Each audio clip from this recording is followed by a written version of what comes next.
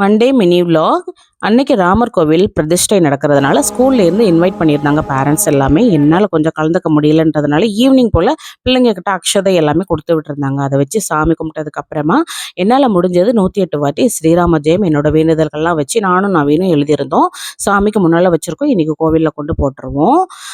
இப்போ வந்து mushroom gravy ஒன்று எப்படி பண்ணிடலான்னு பார்த்துடலாம். கொஞ்சமாக ஆயில் சேர்த்துக்கோங்க. கடாயில் சேர்த்துட்டு 2 பல்லாரி நல்லா மையாக அரைச்சது உள்ளே சேர்த்துட்டு நல்லா சுருளை வதங்கினதுக்கு அப்புறமா 2 தக்காளி பேஸ்ட்டு அரைச்சது உள்ளே சேர்த்துட்டு அதையுமே நல்லா பச்சை வாசனை போனதுக்கு அப்புறமா தேவையான அளவுக்கு இஞ்சி பூண்டு விழுது, உப்பு, மஞ்சள் பொடி, வத்தல் பொடி, மல்லித்தூள் எல்லாமே சேர்த்துட்டு நல்லா கலந்து விட்டதுக்கப்புறமா கட் பண்ணி க்ளீன் பண்ணி வச்சுருந்த மஷ்ரூம் உள்ளே சேர்த்துட்டு ஃபஸ்ட்டு வந்து அந்த மசாலாலாம் நல்லா ஒரு 5 நிமிஷம் வேகட்டும். அதுக்கப்புறமா அவிச்சு வச்சுருந்த பட்டாணியும் தண்ணியும் உள்ளே சேர்த்துட்டு கொஞ்சமாக கரம் மசாலா தூளும் ஃபைனலாக கொஞ்சம் கசூரி மேத்தியும் தூவி இறக்கிட்டோம் அப்படின்னா சூப்பரான மஷ்ரூம் கிரேவி ரெடி ஆகிட்டு இதை பூரியோட சப்பாத்தியோடையும் சாப்பிடலாம். பிடிச்சிருந்தா லைக் பண்ணுங்கள்.